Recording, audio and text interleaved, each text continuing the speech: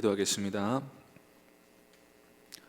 은혜가 풍성하신 하나님, 오늘도 우리로 하여금 하나님의 얼굴을 구하는 자리로 불러주시니 참으로 감사합니다.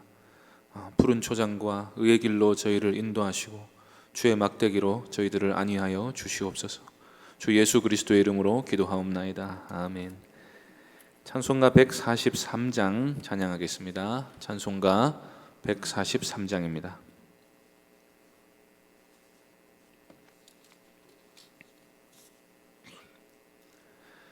찬송가 143장 함께 찬송하겠습니다. 웬 말인가 날 위하여 주 돌아가셨나. 이 벌레 같은 큰 해 받으셨나. 내 지은 죄 다 지시고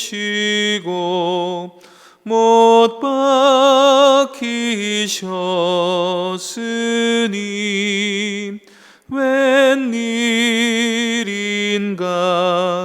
웬 은혜인가 그 사랑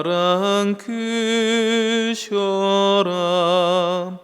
주 십자가 못 박힐 때 그 해도 빛 잃고 그 밝은 빛 가리워서 캄캄케 되었네. 나 십자가 대할 때에 그 일이 고마워. 내 얼굴 감히 못 들고 눈물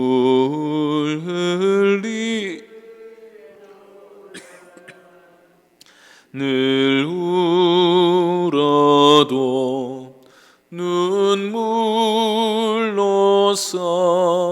못 갚을 줄 알아. 몸 밖에 드릴 것 없어 이 몸 바칩니다.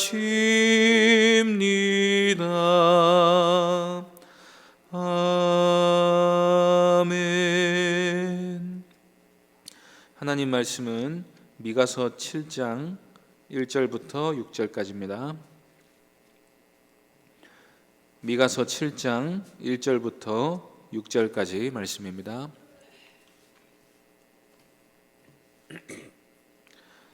미가 7장 1절부터 6절까지 찾으셨으면 한 절씩 교독하겠습니다. 재앙이로다. 나여 나는 여름 과일을 딴 후와 포도를 거둔 후 같아서 먹을 포도송이가 없으며 내 마음에 사모하는 처음 익은 무화과가 없도다.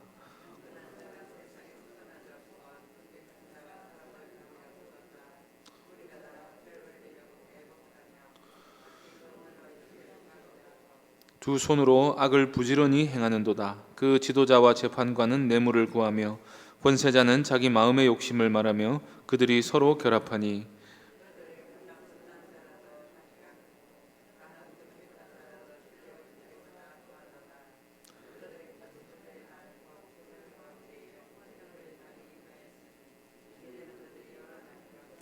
너희는 이웃을 믿지 말며 친구를 의지하지 말며 내 품에 누운 여인에게라도 내 입의 문을 지킬지어다. 아들이 아버지를 멸시하며 딸이 어머니를 대적하며 며느리가 시어머니를 대적하리니 사람의 원수가 곧 자기의 집안 사람이리로다. 아멘. 이 시간 예루살렘의 타락상이라는 제목으로 하나님 말씀 전하겠습니다.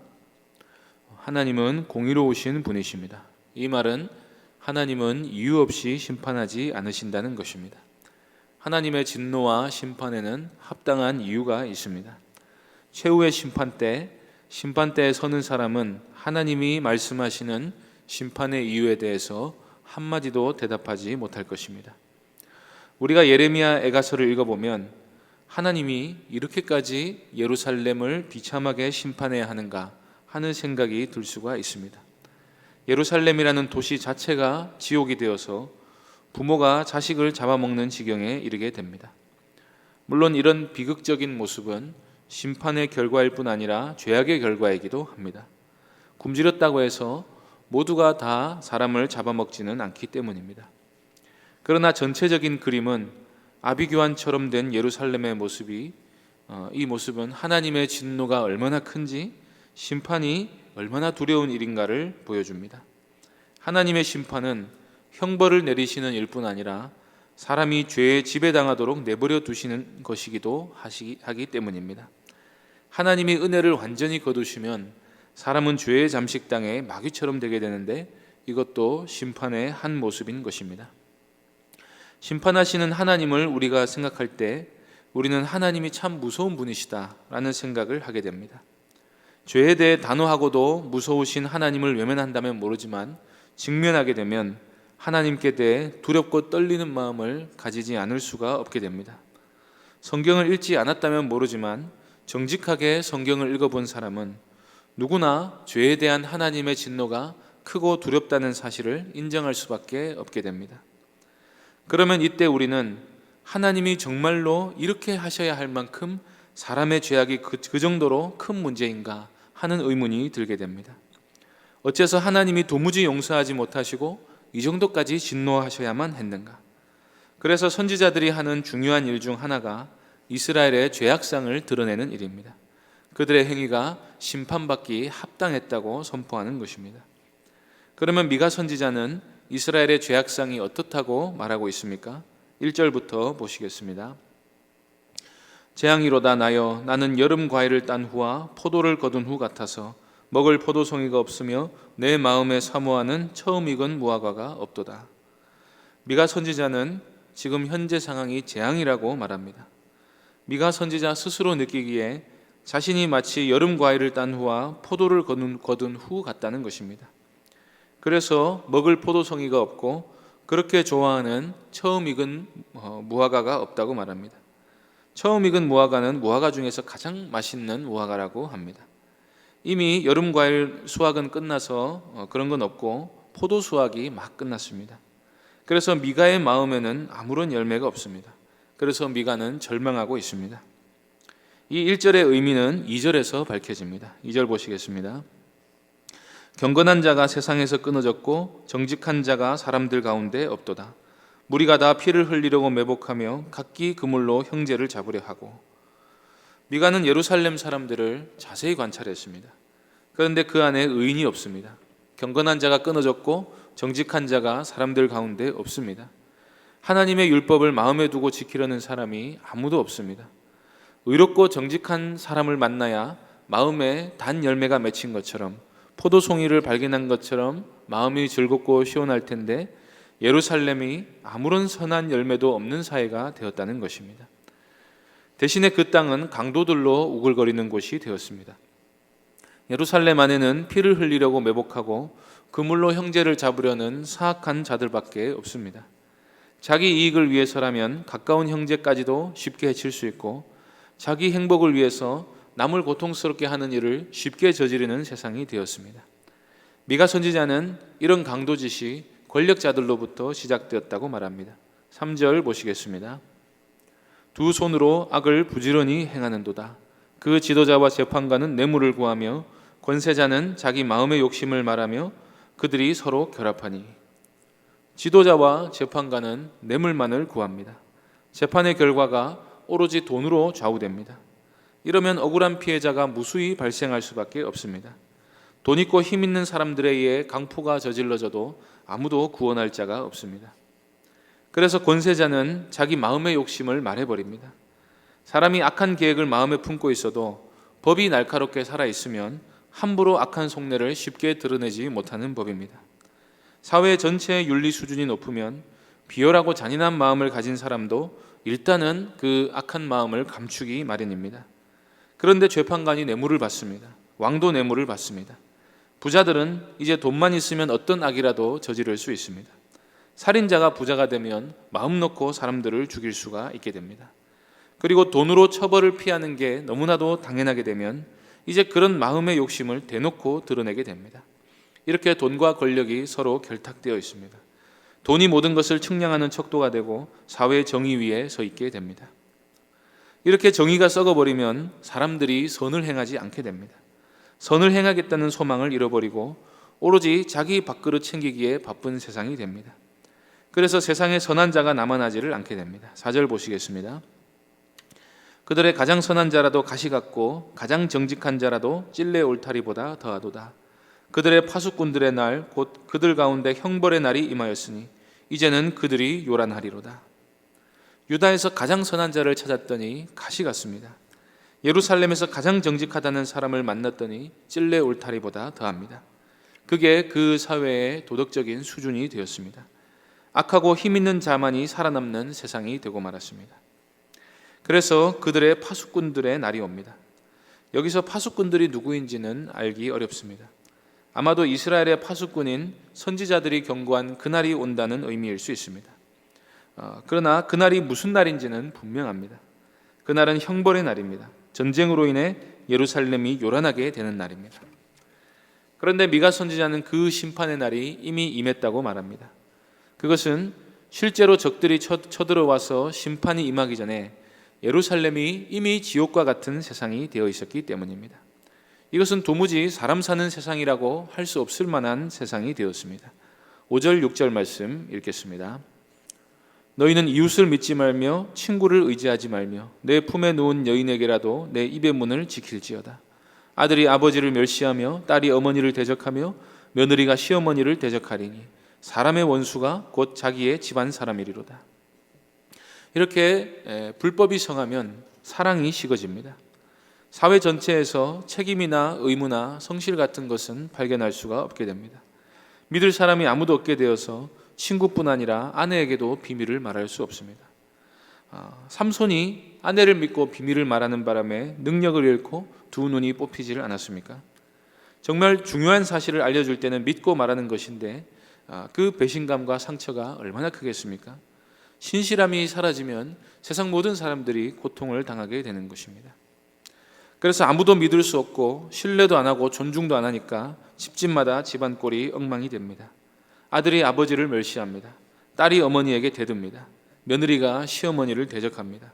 원수가 먼데 있지 않고 자기 집안에 있습니다. 이러면 애나 어른이나 집에 머물지 않고 밖으로 떠돌게 됩니다. 그러면서 자기 마음을 채워줄 것 같은 것들을 세상 속에서 두루 찾아다닙니다. 어디서도 안식과 평화를 발견할 수 없고 상실을 안고 살아가는 비참한 삶이 이어집니다. 가정은 신뢰와 존중으로 세워지는 것인데 신실함이 사람들 속에서 제거되니까 가정이 무너집니다. 가정이 무너지면 사람들은 쉴 곳을 찾지를 못합니다. 그래서 아무리 돈이 많고 즐기는 게 많아도 마음이 항상 어둡습니다. 사는 게 아니고 슬픔 가운데 인생을 보내게 됩니다. 마귀는 하나님 없는 세상이 훨씬 더 살기 좋을 거라고 날마다 거짓 선전합니다. 마르크스는 공산사회를 거쳐 유토피아가 올 거라고 말했습니다. 어떤 사람은 과학기술이 발달하면 사회 문제가 거의 해결될 거라고 말합니다. 어떤 사람은 행복을 위해서 가정을 해체해야 된다고 주장합니다. 그리고 각 사람의 자유와 인권을 거의 최대한 개방하고 보장해서 낙태든 동성애든 마약이든 뭘 하든 말리지 말아야 좀 더 건강하고 행복한 사회가 된다고 주장합니다. 세상의 불행은 율법과 같이 통제와 억압하는 사회 분위기나 시대에 뒤떨어진 법안 때문에 온다고 주장합니다.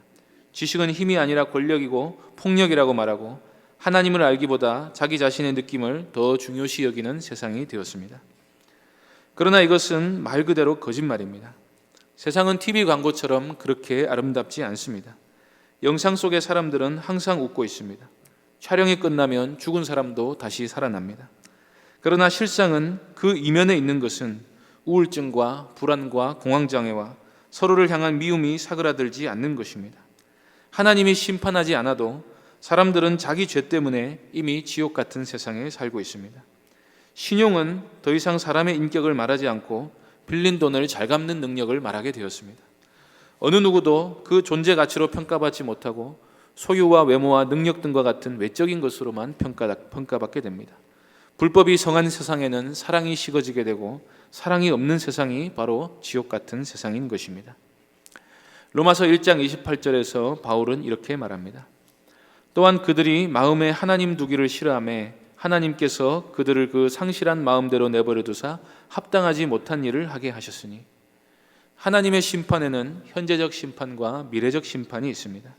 미래적 심판은 최후의 형벌로 심판하시는 것이고, 현재적 심판은 상실한 마음대로 내버려 두시는 것입니다. 죄를 짓도록 내버려 두시고 죄악 때문에 고통하도록 내버려 두심 역시도 하나님의 심판입니다. 이 심판 때문에 말하자면 인간들이 자기 스스로 짓고 있는 죄악 때문에 세상이 요란하게 됩니다. 모두가 살려달라고 아우성치고 있고 부와 행복을 거머쥐고 있는 일부 힘 있는 자들만 돈으로 자기 악행을 너무나도 쉽게 가려버립니다. 지금 세상이 이미 이렇게 고통스러운 곳이 되었다면 하나님이 그들에게 최후의 심판의 경고를 하는 것이 어찌 합당하지 않겠습니까? 항상 그렇듯이 현재적 심판은 그 자체로 미래적 심판을 보여줌과 동시에 하나님의 자비와 오래 참으심을 나타내는 경고의 표지 역할을 하기도 합니다. 사람들은 고통이 없으면 복음을 잘 받아들이려 하지 않습니다. 복음은 너무나도 미련하고 어리석게 보이는 것이라서 지푸라기라도 잡는 심정이 없이는 사람들이 복음을 잘 들으려 하지 않습니다. 그래서 하나님은 사람들이 자기 길을 가게 방임하십니다. 그러면서 그 고통스러운 세상 속에서 빠져나와 참된 안식으로 들어갈 길은 구원을 받는 방법밖에 없다는 사실을 깨닫게 하십니다. 그래서 교회는, 그리고 구원받은 우리는 그리스도 안에서 죄악에서 벗어난 풍성하고도 복된 삶이 무엇인지를 삶으로 보여주어야 할 의무가 있습니다. 하나님과 교제하며 의를 행하는 성도가 지옥 같은 삶에서 벗어나 서로 사랑하는 삶을 살아가는 것을 보면서 사람들이 자기 악행의 길을 포기하려 하게 될 것입니다. 죄악으로 어두운 세상에서 하나님만이 우리의 구원의 소망이 되시고 그것이 미가서의 주제이기도 합니다. 우리에게 이 구원의 은혜를 주신 하나님께 감사하면서 우리 교회가 서로를 의지하고 신뢰하며 보살펴주고 존중하며 사랑하는 공동체가 되도록 은혜 안에 계속해서 머무시기를 간절히 바랍니다. 기도하겠습니다. 하나님 아버지,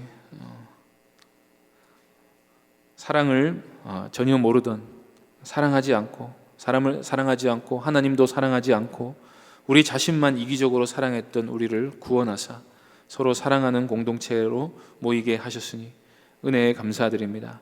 하나님 아버지, 참 사랑이 없어서 지옥 같은 이 세상 속에 하나님의 사랑이 무엇인지를 우리를 통해 나타내기를 기뻐하셨사오니 하나님, 우리가 서로 사랑하는 공동체가 되게 하시고 그 안에서 참 풍성한 천국과도 같은 삶을 우리가 누리면서 이 은혜를 온 세상에 전할 수 있도록 하나님 함께하여 주시옵소서. 주 예수 그리스도의 이름으로 기도하옵나이다. 아멘. 하늘에 계신 우리 아버지여, 이름이 거룩히 여김을 받으시오며 나라의 임하옵시며 뜻이 하늘에서 이룬 것 같이 땅에서도 이루어지이다.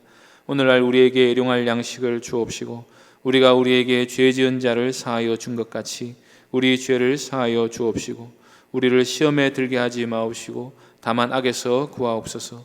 대개 나라와 권세와 영광이 아버지께 영원히 있사옵나이다. 아멘. 이 시간 말씀을 기억하며 기도해 주시고 교회당 건축을 위해서 그리고 111 기도 운동을 위해 기도해 주시기 바랍니다. 또 여러 병중의 성도들을 위해 기도해 주시고 오늘 금요 기도회를 위해서 기도해 주시고 개인적으로 기도하시기 바랍니다.